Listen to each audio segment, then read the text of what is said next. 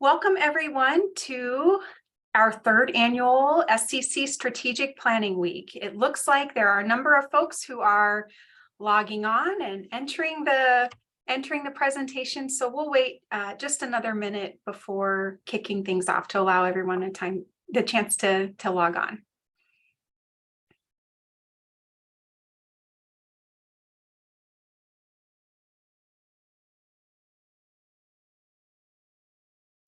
All right, super well.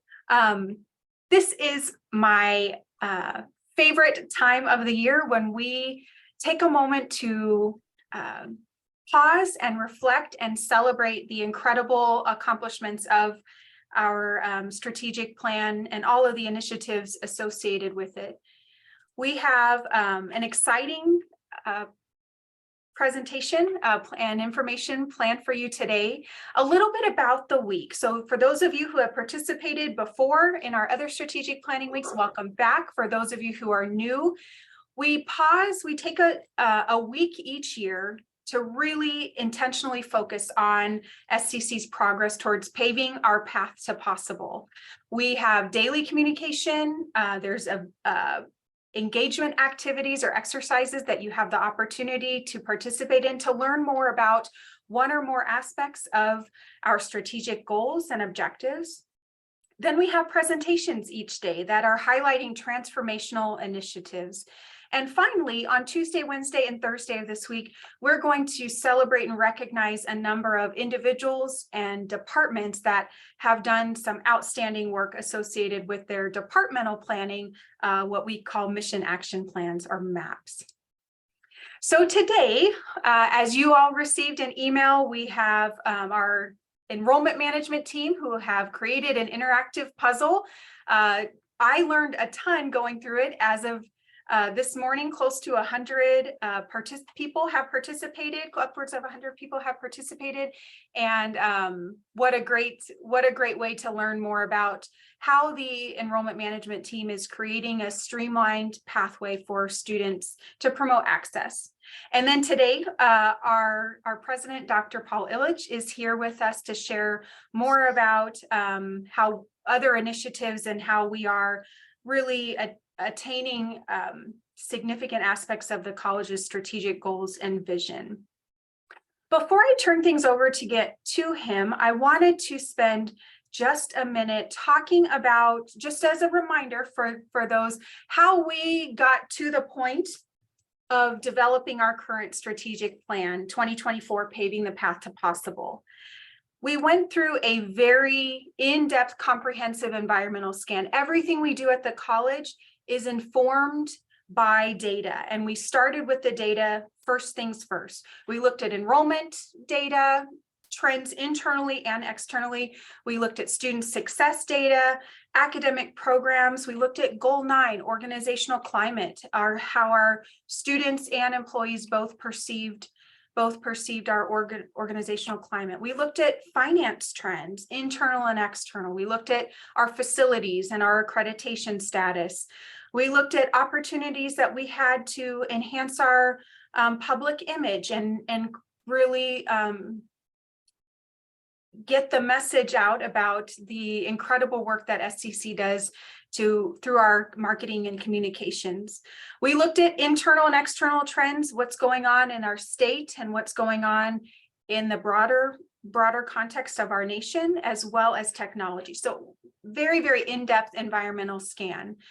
Then alongside that scan happening, Dr. Illich went on a 15-county tour of our service area, conducted more than 16 community forums with a fantastic turnout.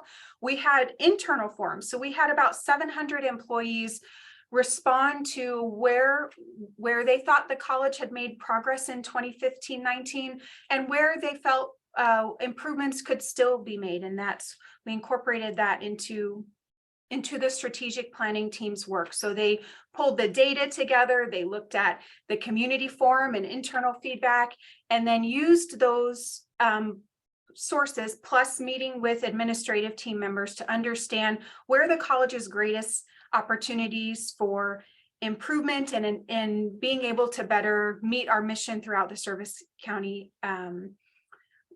where those opportunities were according to the data. We had multiple rounds of feedback, looking at drafts of goals and objectives. It was a very collaborative opportunity with lots of input. Administrative team and the board reviewed and approved the strategic plan. And then we notified our Higher Learning Commission of the change to our mission statement. And then since then, we have been developing goals at the department level each year that help move the strategic plan forward. We'll talk more about that tomorrow with the Fast Goal Awards. And finally, now we have the final draft that we are in currently year 3 of.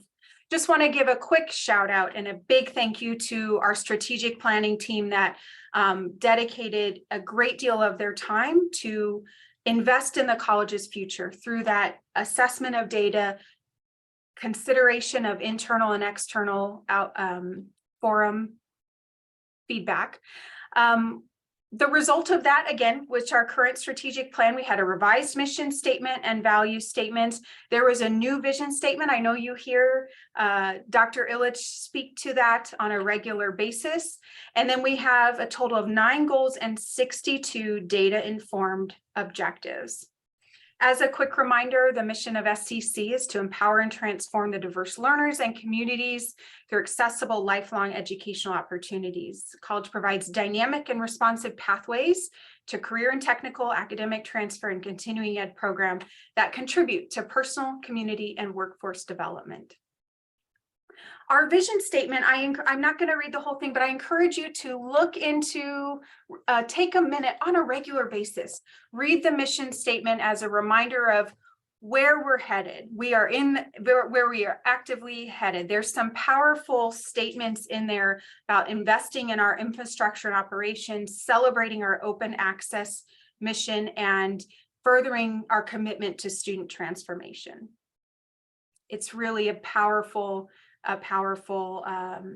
statement of where we're headed. You're familiar with the 9 goals and objectives. It covers nearly every aspect of our college operations, everything from our students to employees to our partnerships, and of course, goal 9, organizational climate. At this point, I'm going to turn things over to our president, Dr. Illich, who has been an absolute champion of all things strategic planning here at SCC. Thank you for joining us, Dr. Illich. Thank you, Shauna. That was really a wonderful introduction in terms of what we do here at SCC in terms of strategic planning. So I really appreciate that. And Shauna has informed me that I have about 30 minutes. I'm excited about that. And while we will be taking questions, I think if you have a question during this time, and Shauna will let me know if we do have some questions, and I can try to answer those as we move forward. So throughout the week, as Shauna pointed out, you're going to be hearing from different administrators talk specifically about their areas as it relates to the progress we made in the second year of our 2024 strategic plan. So what I'm going to do is kind of give you more of a sort of a overview of our strategic plan progress report, why we do it, what's in it.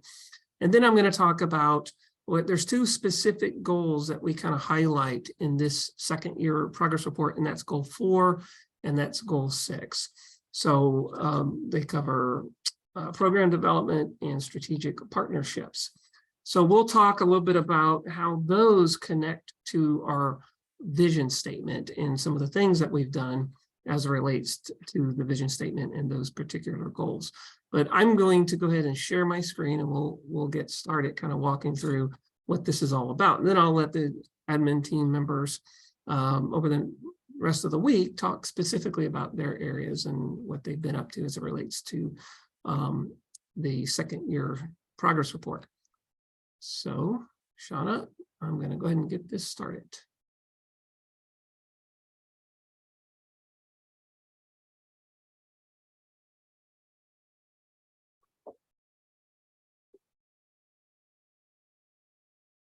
So when we think about why is it that we have a progress report, and we can even step back a little bit further, why is it such a big deal that we have a strategic plan? Our first strategic plan was launched in 2015, and we had planning prior to that, but we hadn't had a single strategic plan to help guide the entire institution, all campuses, all divisions, all at the same time.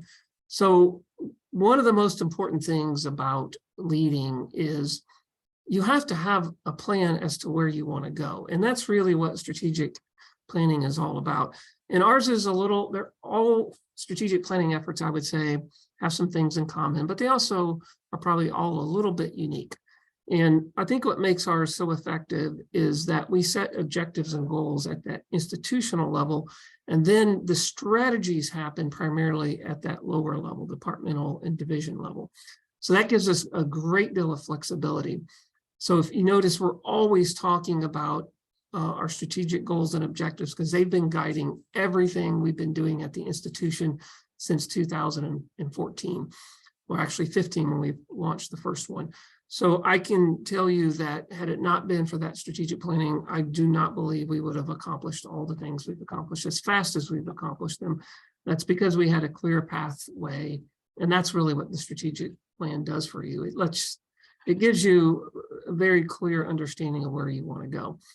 So why do we have a progress report? Well, you notice 9.5 talks about promoting the use of valid and reliable data in our decision-making, our budgeting, every aspect of running the institution. And that's exactly what the progress report is designed to do. Now, I would tell you that we're in a bit of a different situation in that because we're changing so much, and I'm going to give you some examples in just a bit, we're modernizing so many things simultaneously.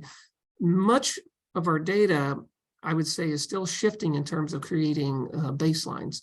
And so that's just something to keep in mind as you try to interpret some of the data that we've been generating in these progress reports. So what's in the progress report? Well, I have a letter where I try to set the stage as to what the report's all about.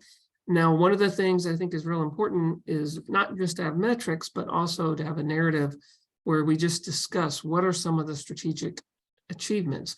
Now, starting a couple of years ago, we changed the way we did the report. So we now focus only on 2 goals at a time. We do mention the metrics on all of the goals, but in terms of highlighting goals, we focus on 2. I think it was goal 1 and 2 in the first year report. Now it's goal 4 and 6, which is program development and strategic partnerships. We'll have metrics. We have over 60 metrics associated with our 60 plus objectives in our strategic plan. And then we have what's called key performance indicators. And those are what we consider particularly important metrics that we can use to kind of understand whether or not we're making progress toward. So what makes them a little different is they're not just a measurement, they also include a target. You know, what is it that we want to achieve for that particular metric over a 5-year period? So we'll talk a little bit about that. And then we have in the progress report, departmental achievements. And then the very final thing you'll see in the report is what are the administrative priorities for the next year. So that'll be in that progress report. And those are based on the findings within the progress report. So one of the things I wanted to talk a little bit about this afternoon is the key performance indicators and how complex it can be to interpret those particular metrics.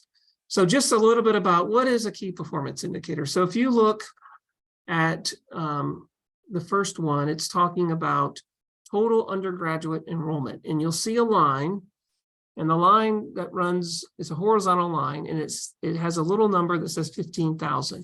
That's our target. Over a 5-year period, we're trying to reach 15 or enroll up to 15,000 students. That's across a year, not a semester, but across the entire year. And you can see we're right at about 13,000 as of 2021, 2022.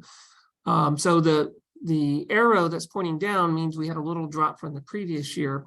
But again, as we're modernizing so many elements, it's very difficult to interpret some of these numbers, especially one like this. Now let's look at the second one. This one's pretty fascinating. So the first reaction, this is enrollment of continuing education. You can see it was about 9,100, and you can see it had been much higher than that, up to 20,000. back in 2017 and 18. What makes this so complex, and we need to keep this in mind when we're interpreting any of our metrics, we have to make sure we understand exactly what we're looking at. So it looks like we had a very strong drop in CE enrollment. And it looks like that coincided with the pandemic. That seems like a sort of a natural way to interpret that graph. Now, it turns out that it's more complicated than that. That we actually changed the way we were coding enrollment in our CE division. There was a time up until just the last 3 or 4 years that we were counting in enrollment as any participation in any type of event. So you might have a large seminar or presentation or workshop that's put on by a different entity that's just using our facility. It turns out that that was being coded as enrollment. So we actually shift the way we were counting our enrollment. So it became kind of a data issue. So you'll notice that we've increased a little bit over the last year in our CE area. And that's once we stabilized the baseline. Now we have everything you're looking at now is actually course enrollment and not just participation in a particular event. So just understanding, and one of the things that your data is very important, understanding how it's measured. So in the back of our progress report, you'll see every metric and the specific definition of those metrics. Now you might say, Dr. Illich, are you kidding me? This is not so exciting. But it actually is extremely exciting, because one of the most important things about trying to meet your goals is you have to have some understanding of how to measure them. And that can change, and that represents progress. Just understanding the level of precision that you actually have is so important. So those are a couple of things I wanted to point out on this first goal in relationship to these key performance indicators. They can be quite complex to interpret. So let's go on to the second goal. Again, these are key performance indicators. This one's a couple of things are very interesting about these 3 different graphs. So you can see the target is 1,200 for associate degrees awarded. And you notice that it says AAS degrees. So we're looking at all of the associate degrees that we offer. Now, and you can see what the target is, you can see where we're at compared to the target. So this might be one where you could probably make a pretty strong argument that the pandemic absolutely could have had an impact, but there's something else going on here. We had a change in the calendar system that we're using. We went from a quarter to a semester. That could absolutely make a difference. The other thing that's been happening is we've been changing the way we think about our credentialing. And that is, for a long period of time, we primarily focused on the associate degree as the stopping point. Well, when we brought on a new vice president of instruction, Dr. Joel Michaelis, one of the things he wanted to bring to the institution was some alternative degree options for our students. So let's say you have a student that's planning to pursue an AAS degree. We have been adding a lot of what we call stack credentials. And that means these are stopping points that can happen and lead to a credential prior to the associate degree. So that could be a certificate, that could be a diploma. And if you look at the last figure, you notice that we've seen a little spike. And I think we've added over maybe 30 of these stackable credentials over the last couple of years. So again, one thing that's so important when you're looking at data is not to see it as absolute. There's so many ways to interpret data like this. And this is what we call aggregate data. So back to that first graph, when we say aggregate, we're collapsing across all of the different degrees that we offer, AAS, AAS, and so forth. Now, if you actually went and looked, if you drilled down the data, which you can go onto our website and our fact book, and you can look under the award section and degree completion section of the fact book, and you can start pulling the data by type of associate degree. And what you'll notice is we do not have a lot of AA degrees. We have mostly AAS and AS, but mostly AAS. So you might wonder, why is that? Well, and that's the other thing real important about these key performance indicators. It's a starting point. It's not the end point. It's a way to start thinking about the data and then drilling down and trying to understand what's underneath it. And you can do that at the department and division level. So in this case, you might ask, well, why is it that we do not have that many AA degrees?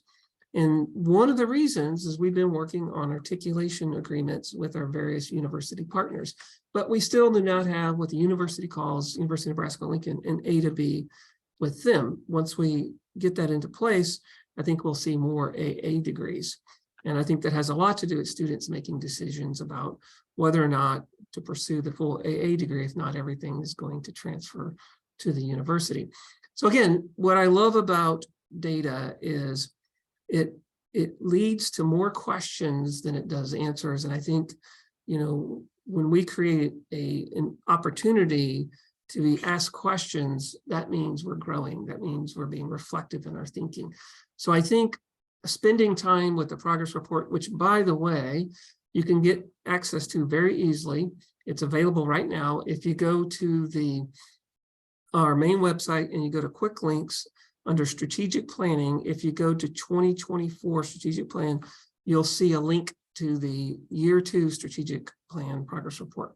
I really encourage you to spend some time with this. As Shauna pointed out, the more time you can read the vision statement, I keep copies of all of these things right in front of me so I can see them at all times.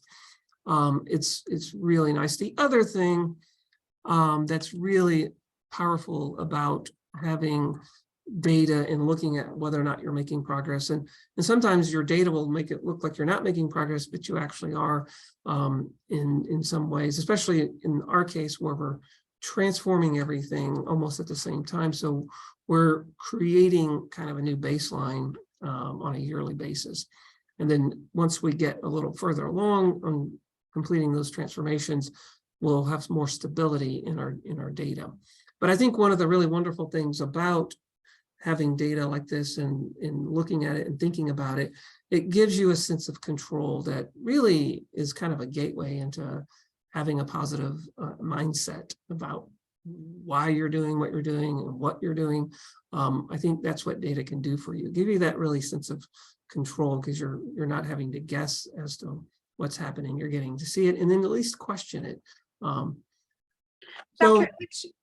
Sure. A question came in, which it looks like has been answered, but I thought the rest of the attendees might want to know. Could you go back to the previous slide? Someone said for goal 2, it says number of associate degrees awarded, and it lists AA, AS, AS, and AOS. Do we have an AOS degree here at SCC?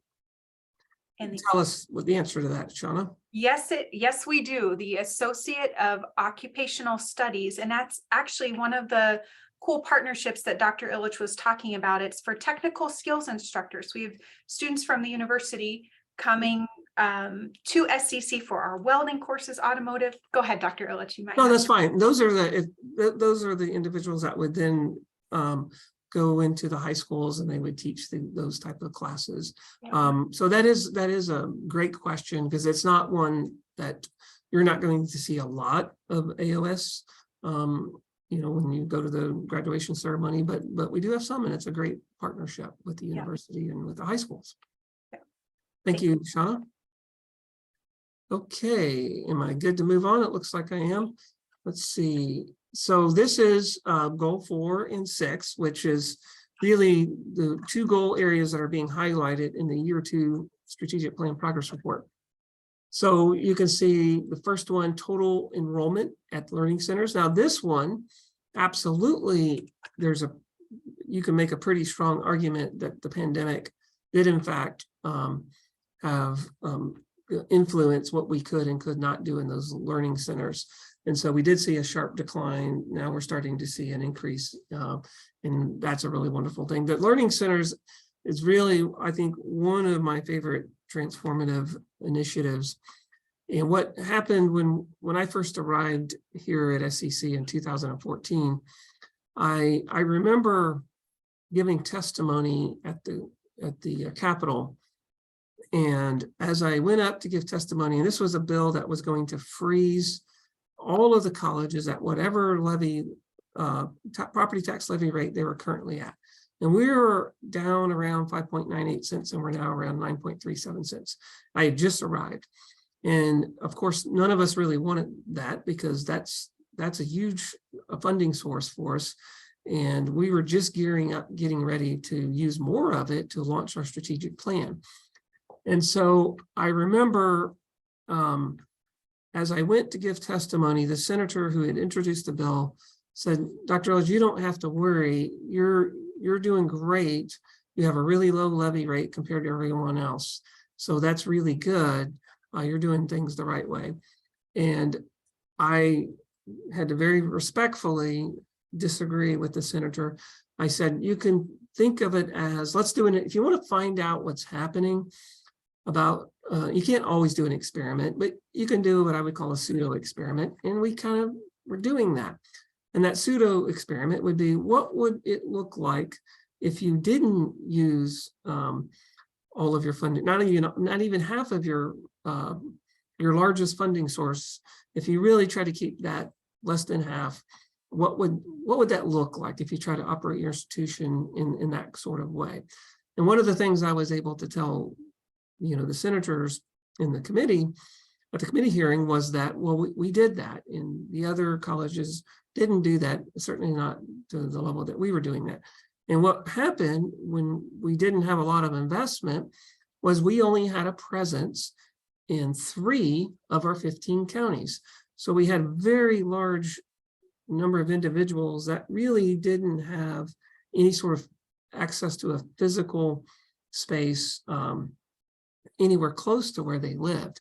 And so we did a very careful study to determine where to put these learning centers. And that's really what led to this. And so I was able to point out that it's important to invest in our service area, and that's what we've been doing. So these learning centers are a tremendous part of our mission.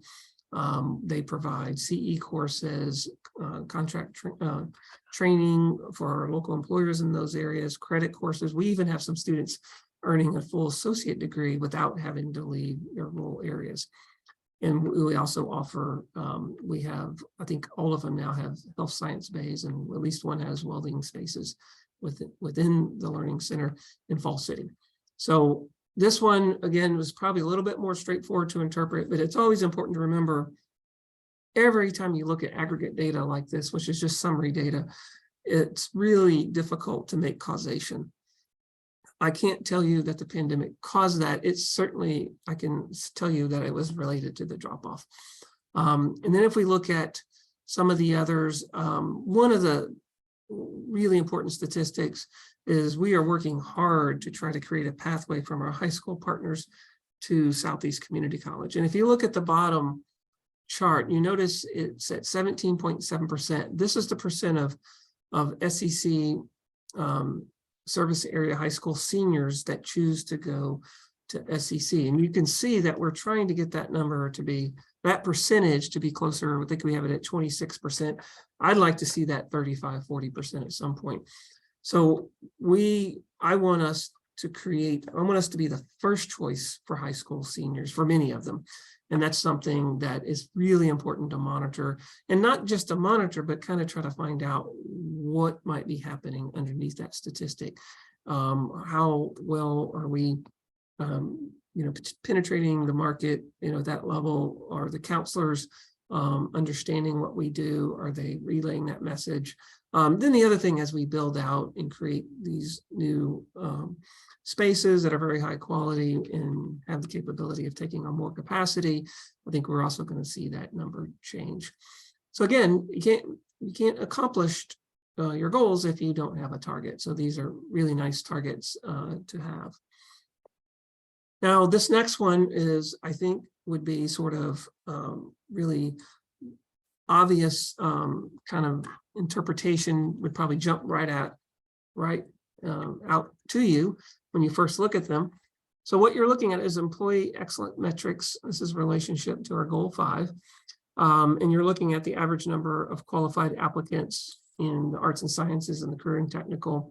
You're looking at staff positions. And what you can see, all 4 graphs look kind of the same. They're all going down.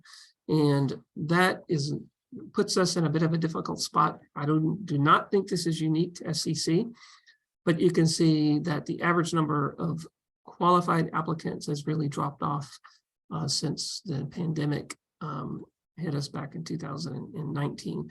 So this actually, what else do you do with metrics?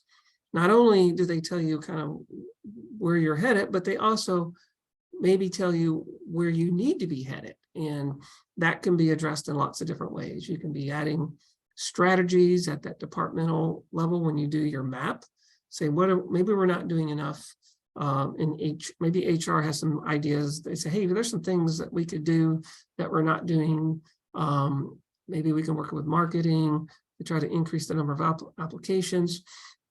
So what's wonderful about data is they not just tell you, hey, this is how well we're doing, but they might alert you as to something you're not doing. So if we go to the next slide, this is our administrative priorities for 23-24, which were based on discussions among the admin team members after we've gone through very carefully all of the results from the metrics and the key performance indicators. Is there anything about the administrative priorities from the last year that might be missing or need to be adjusted? And there was some adjustment to the 3 that were already there, but we actually added a new one.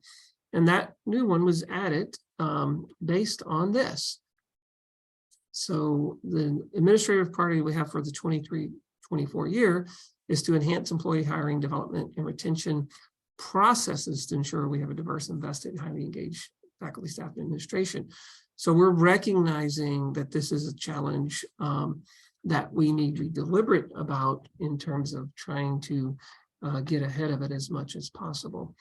So I think that's kind of what I wanted to talk about. Is I would encourage all of you to go out, look at the progress report. If you've got questions about any part of that report, reach out to your supervisor, or you can always contact Shauna if you got a question about, how the report is structured, or you can talk to IR if you've got a question about the data.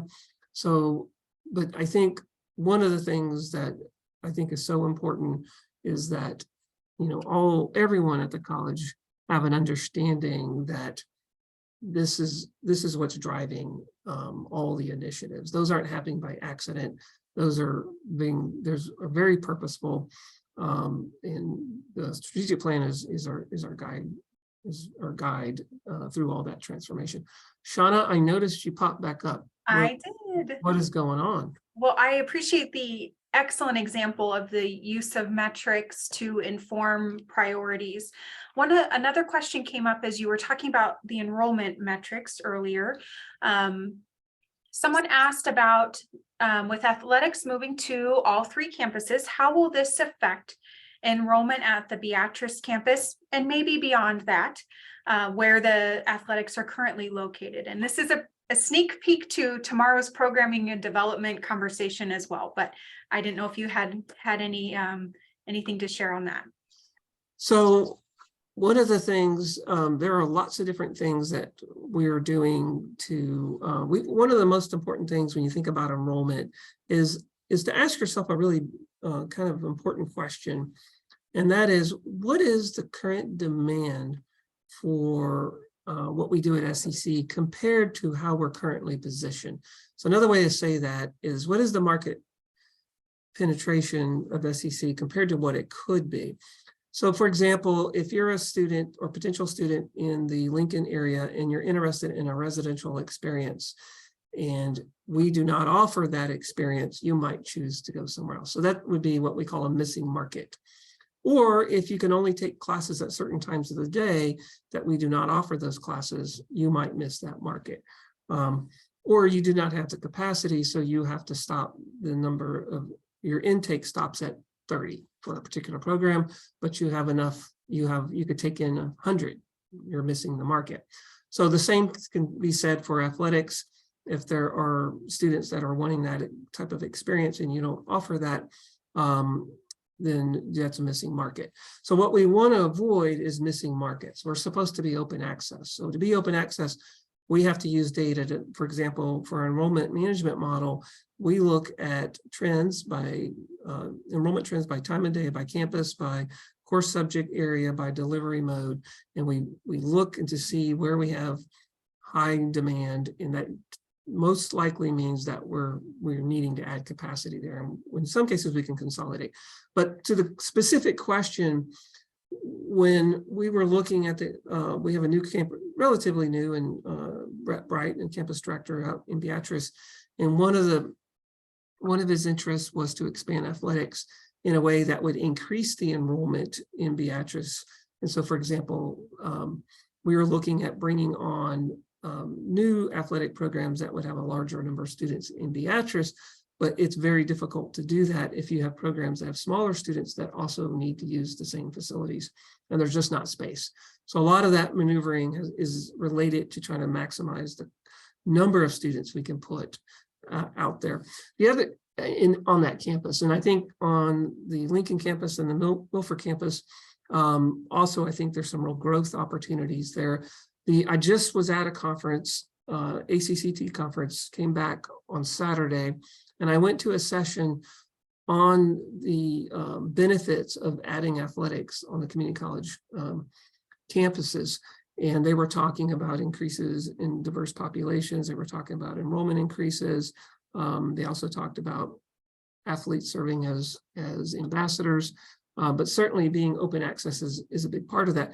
The other thing that I would encourage everyone to do is, if you have questions about, let's say there's an area of the college that you feel like you don't know as much as you would like to know, talk to your supervisor, talk to your administrator, ask them, well, hey, why are we doing that? And what is that going to look like? And what's the time frame?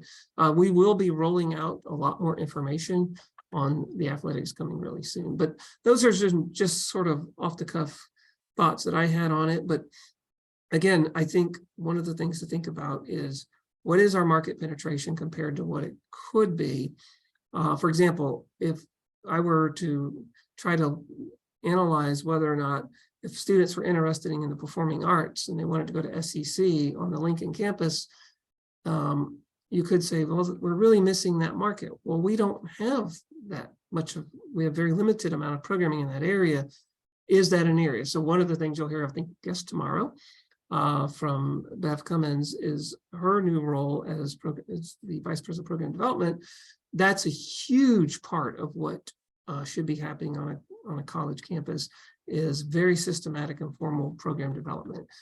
If you just have that being a random function, I think that's very challenging. So, Shauna, is that kind of, if that didn't answer it perfectly, or not perfectly, but enough for the thoroughly, yeah. Let us know, and we can see what we can do about that. So let's switch. How are we doing time, Shauna? About 10 minutes, 5 minutes? Yes, 10 minutes. Okay. So now what I want to do is kind of move into maybe a more broad discussion about our vision statement as it relates specifically to Goal 4 and Goal 6. So this is one of my favorite parts of the vision statement, which we have a lot of, I think, inspiring parts to that statement. But this one I really, really appreciate. I'll do all of them, I suppose, but certainly this one to me is very inspiring. The college will work collaboratively and courageously with its higher education partners, employers, and local and state officials to address the skilled worker shortages that we have, and to make sure everyone has affordable access. Here's my favorite phrase, to the life-changing benefits of higher education. Now, in my mind, the key word here is courageously. Being courageous in our partnership is, I think, extremely important. And I had someone say to me one time when I first came here to SEC, I think, I can't remember exactly who it was, but I was having a conversation and we were talking about the importance of being loyal to the institution and to our mission and goals and objectives. And someone said, well, wait a minute, Dr. Illich, I like to ask questions, and I'm not a yes person, I like to challenge things. So I don't know about this, loyalty thing. And so what I had to point out was that actually being loyal means you are willing to be courageous and challenge your partners and say, let's say we're partnering with a high school or a university. We ought to be able to challenge things, maybe the way the partnership is set up or things that we're not doing that we would like to do. So I think being courageous and maybe partnering together and doing something that might lead to some complaining or maybe some different political thoughts on it.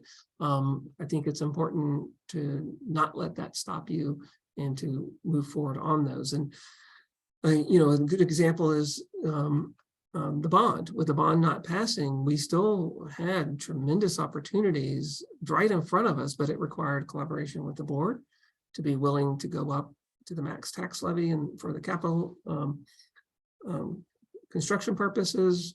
We then had to create collaborative partnerships with potential benefactors that we hadn't had in place in the past as relates to capital projects. That takes courage because when you are in a situation to where it looks like that something failed in the case of the bond, I don't see it that way. I saw it as tremendous success. It just was hiding a little bit. We just had to find it. So what have we done when it comes to collaborative and courageous partnerships? Well, one example, we just received a $5 million private gift from Sand Hills Global Technology. We'll have or associated with a naming right. The new Information Technology Center will be called the Sand Hills Global Technology Center. This is still kind of a rough massing, but this gives you a sense of what it might look like. On the Lincoln campus, it'll be right next to the Health Sciences building in that lower parking lot. And we expect to break ground on that project in March of 2023. So it's coming very fast. And I think all of you know, we received a $4.3 million award from the city of Lincoln. We've started a work-based learning office. We are in the process of hiring an executive director over that office. Tremendous opportunity. We also received $3 million as part of that 4.3 that we're going to use to create dedicated space inside the Sand Hills Global Technology Center for the purposes of training, doing what I call asymmetrical training with our industry partners. That will be space for them. That's something that we have been missing in the past. We just didn't have space for that. So these are two really wonderful examples of this, what I would describe as collaborative and absolutely courageous partnerships. I think that's such an important word, being courageous. I mean, that can be as simple as just doing something that needs to be done, but it's going to be a little bit uncomfortable. And going out and asking folks to participate, certainly I would describe it as not uncomfortable, but I think there's some courage there on the part of benefactors and taking some, working with us and taking on a challenge and being part of what I would describe as tremendous opportunity. So some other partnerships that are also described as very courageous and collaborative is our HLC action plan. So instead of seeing them as a regulatory authority, we saw HLC as a collaborative partner. Back in 2017, we were removed from monitoring for the first time in our accreditation history, certainly since the 1980s. In early 90s, we've been on some type of monitoring on areas where we were out of compliance with a portion of the HLC criteria. So this is a huge partnership, very collaborative. We have our liaison from HLC join us every year. They talk to our board. They talk about our progress. We listed out all the areas where we needed to make improvement on prior to the 2023 full review that Shauna and everyone else on the planning, the HLC steering committee has been working on and doing tremendous work. But it all started with us embracing, through courage and collaboration, this partnership with HLC, which I can tell you is a little bit unique. But I think it's something that others are now looking at doing. So what are some other collaborative and courageous partnerships? Certainly working with the Nebraska Department of Economic Development, there's lots of opportunities there. We received a $10 million, well, we've been allotted a $10 million allocation of ARPA dollars from the state. That was certainly, that represents a continued partnership with the Nebraska Department of Economic Development. That's related to the negative impacts associated with COVID. Coordinating Commission, we have a tremendous partnership with them. They work with us on all of our program review, on adding new programs. Whenever we do a facilities project where we use more than $2 million of property tax dollars, we work with them on that.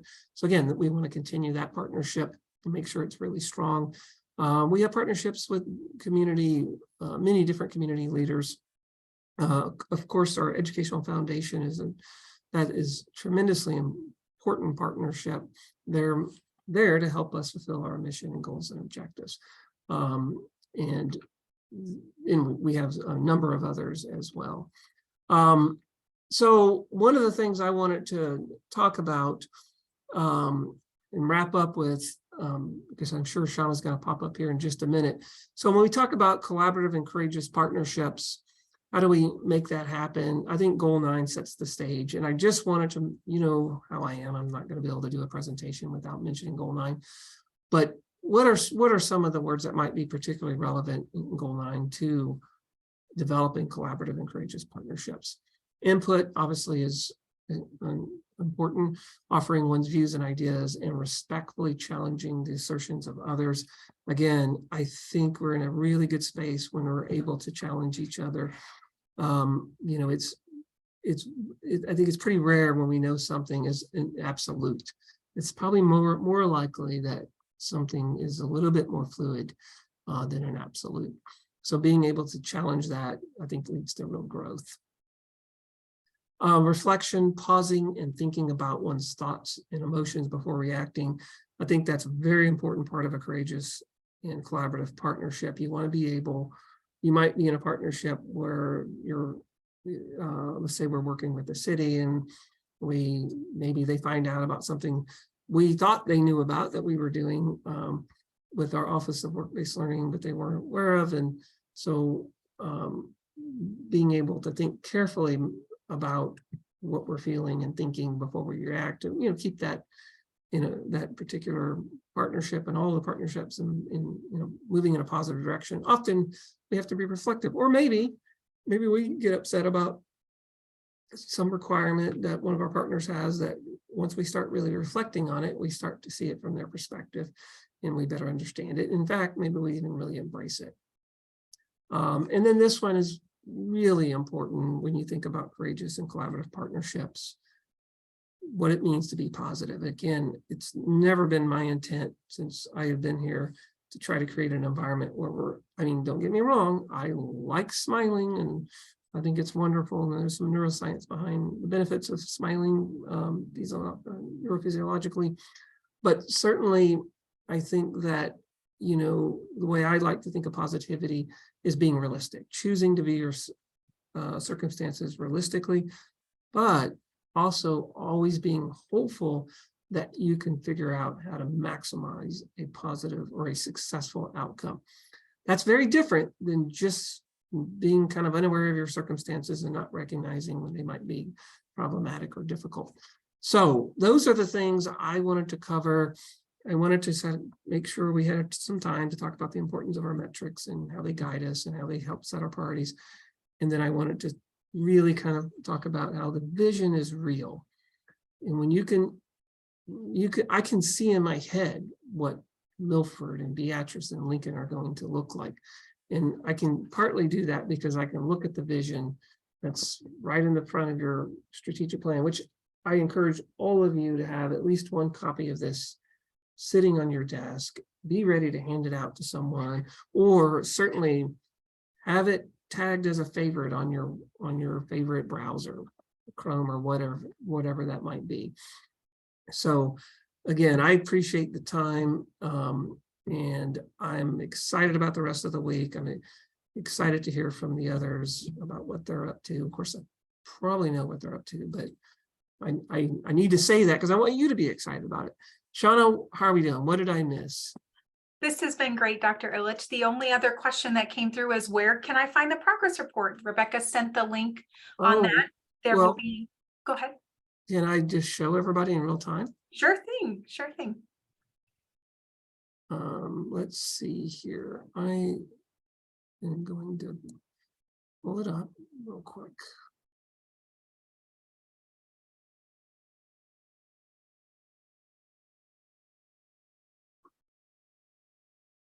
Oh.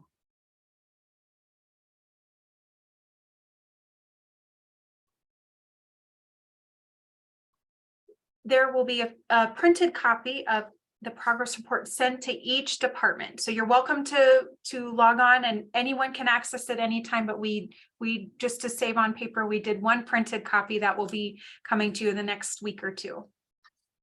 So Shauna, if everyone goes to southeast.edu, you'll see our main landing page. And if you go to quick links and you go down to where it says strategic plan, and then you're going to go over to strategic plan 2024. So there are a few layers. So I'm glad that question was asked. And then if you scroll down, and by the way, if you ever just want to have a copy, well, I strongly encourage everyone to click on this, not right now, but where it says organizational climate, and that lists all of the key goal 9.6 words with definitions. So you can print that out and put it up on your wall. So you're staring at it all day long. So then if you look under strategic plan documents, it says 2021-22 strategic plan annual report. And it also says all strategic metrics. So that includes all metrics in that report. The annual report's only going to include some of them. So if you click on that, this is what the report looks like. You're going to receive a printed copy, but you can get to it at any time. So many of the metrics that I was covering are included in this document.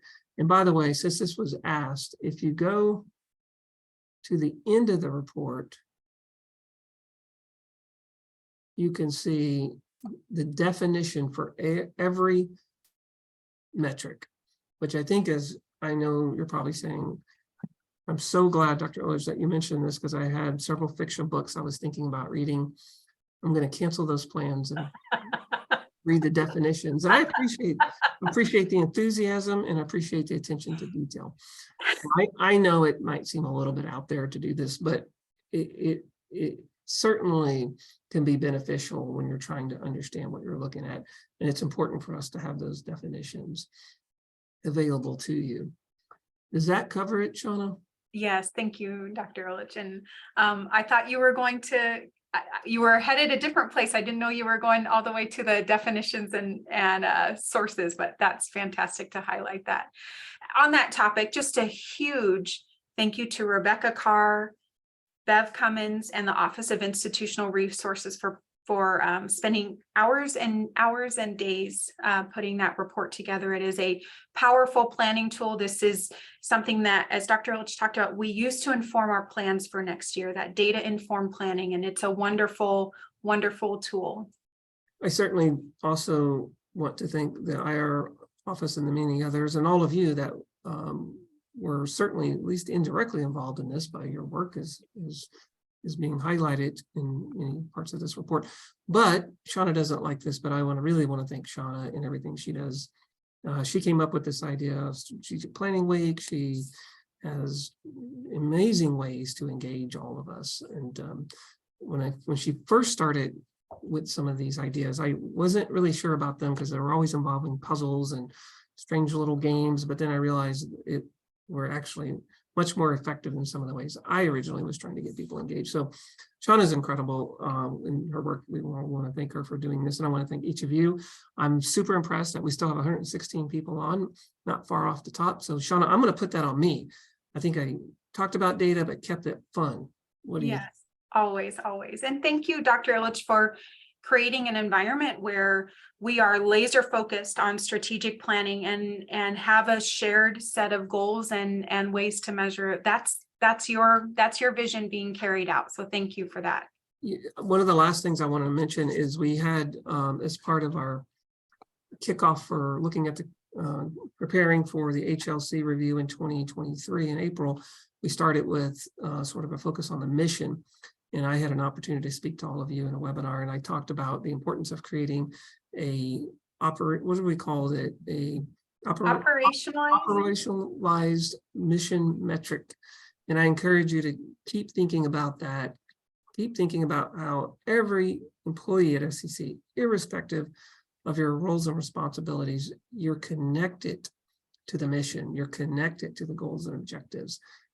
Absolutely. That's so important to be thinking about that, because it gives you not only a sense of purpose, but a sense of control, that you're not just here doing random things. You're doing things that will lead to the fulfillment of the mission and goals and objectives. With that, Shauna, I think I better stop. Thank you so much, Dr. Illich. We appreciate that. We have just a couple more points, and I could not have prompted you better as a reminder for our mission in motion, as Dr. Illich was talking about. You know, 3 weeks ago, part of our destination Re-Accreditation, we had a presentation. You can access that on a recorded version of that on our website. We have some really cool swag associated with for every employee who participates in that. So I encourage you to watch that presentation, answer a question or two, but then also get involved with the passport challenges. As of Friday, we had close to 150 employees who participated in the mission in motion exercises, the matrix, or watching the presentation, or not nominating someone who they see displaying SCC's mission in motion, making a recommendation for where the mission statement should be displayed, or requesting your very own mission, vision, values poster for your office. I believe those links will be sent through as a reminder in the chat. With that, I wanted to also take a minute to thank Delray, Shannon, and Karina, Renee, Misty Griggs, and Amy Chesley for their help distributing all of those items to the campus community. I encourage you to hop on the website, sccaccreditation.com. There are some really neat reminders of employees who are going above and beyond every day to carry out SCC's mission. Carl Eichhoff, Chris Cummins, Nicole Trevina Flores, just a few examples of the many individuals who have been recognized so far. I checked earlier, and we have close to 125 employees who have done the enrollment services puzzle. So I encourage you to do, or scavenger hunt. I encourage you to do that.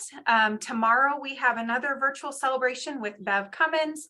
And then, of course, watch your email first thing in the morning for what the challenge of the day is, and in preparation for our noon presentation. So thank you so much for joining, and please reach out with any questions. Thanks again, Dr. Illich, for sharing some of SCC's transformational work. Have a great afternoon. Well, thanks to everyone for everything you do. I really appreciate it. Bye.